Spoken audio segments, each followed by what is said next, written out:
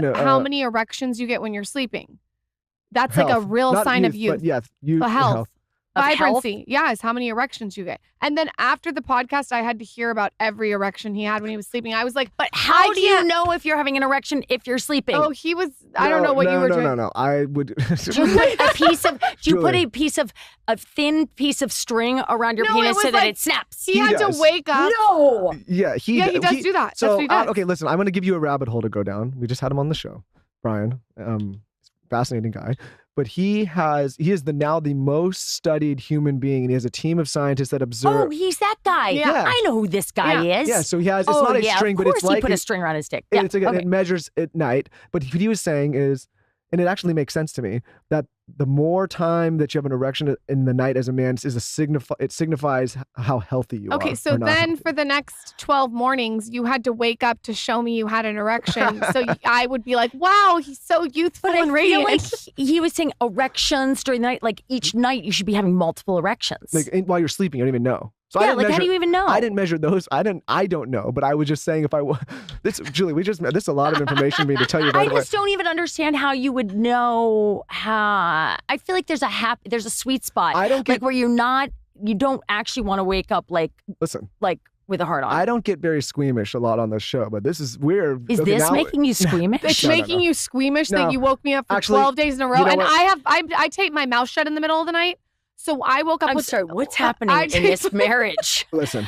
I tape my mouth shut so I can practice nasal breathing. And so when he wakes up to show me this erection every morning, I can't talk. Well, I wake up, I wonder maybe something might happen if I show. And then I'm saying I'm healthy. I'm not. You know what? Who knew that the 12-year-old version knew that you would be talking to your Happy Gilmore crush about your erections? Your wife, I had it. I manifested this. So, wait a second. If, let's just say in the middle of the night, you actually wanted to utilize the erection for the reasons that nature gave it to you. My mouth is taped. And her mouth is taped shut, he still disturbs me. I got you. You interfere with her. It's do not disturb. Sometimes it's better when the mouth is taped shut. Yeah. Oh, no. One you're time he goes, so you can leave it. See, listen, I took the napalm bomb from me. Now I'll get the hate. There you go. You're welcome. Thank you. Now Julie, they're going to get me. Where can everyone find your products? Where can they buy everything? Where can they find you? Pimp yourself out. Tell us pimp myself. Yeah, you can go to jbscrub.com or Amazon.com. I think everyone knows where that is. And hopefully soon in brick and mortar in 2025. But that's a process I'm not allowed to talk about. Okay. Apparently, I was like, who cares? Don't we sell everything online now?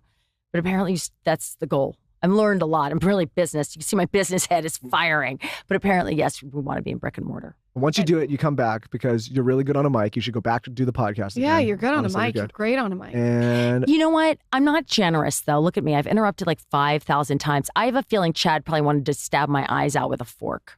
Taylor? No, Chad, her old co-host. No, Chad, my old co-host. I was like, Taylor. Taylor. No, my old co-host. I'm like, I think I'd be better maybe on my own. I know.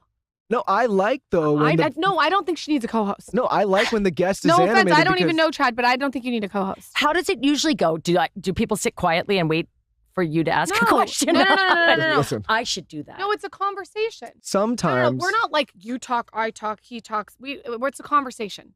Good. Yeah, but and listen, don't worry about interrupting because again, the audience will complain about me interrupting mostly, and I will just do what I always do and just blindly keep. Do you guys listen to? Do you ever listen to Pivot? Kara Swisher and Professor Scott Galloway. I'm obsessed. I like Scott Galloway. I am obsessed. Obsessed. I gotta listen. Pivot. She is a tech reporter who was covering tech in the early 90s. So she knows every single person. She met them all when they were babies. I mean, everybody from the late, great Steve Jobs to Elon Musk and in between, and knows everything. And then she has her own podcast, but then she has Professor Scott Galloway come on. And together they have great chemistry, and they always interrupt each other, and they have fights on the air. And one day they had Esther Perel come on and talk to them about their relationship. But they're just It's friends. all the things you love. Yes, she's gay. She's a gay woman, and he's a straight man. Okay. You know what happens I need sometimes? to listen. Radio Lab about the Radio Lab man. about Ötzi. Okay. About Ötzi the Iceman. Was Someone's one of the going to greatest. now name their baby Ötzi. I guarantee it. I'm calling it right now. Ötzi How something. did Brad Pitt not name one of his 6 children Ötzi? I don't know. I know. Maybe he found out too late. Ötzi. You want to have another one? Ötzi? Ötzi. And Pivot, it's Scott Galloway. I'm into smart. him. Yeah, he's I also smart. have a giant crush on him. There, I said it. You do. We can put it, Julie, he has if you had your podcast, He's married. Here, Scott, here's a free one for you. He has a new book out that's around personal finance. It's called The Algebra of Wealth. See, and if you had your podcast, you could have invited him on, and He's- you yeah, could have he's smelled married. behind his ear. Let me tell you He's something. married. But you can invite people on your podcast that you like, and you never know. It's a great way to date. You can kill two birds with one stone. You can smell them. Maybe. And then you can tell if someone's a dud or not, if they talk or not, if they're just you have to drag it out. I like Actually, kind of a smart good tip. people. You could send me a brain in a jar, and I'd be like, I'm taking this to bed. A brain in a jar. Yeah, that's all I really like. You know, Adam Silver, the commissioner of the NBA. No. Anyone? You like that guy? I don't know him. Is he What if- married? Yes, he actually is married to a woman I know. But I'm like, that's the sexiest man alive. And people too, he is not a traditionally by traditional beauty standards, he does not score off the charts, I am told. I can't even see it. I'm just like, your brain, leap with me, brain. I love his brain. I'm not into looks anymore. Tony Anymore. Soprano. Since yours faded. No, he's good looking. Billy Bob Thornton. Oh, Tony Soprano.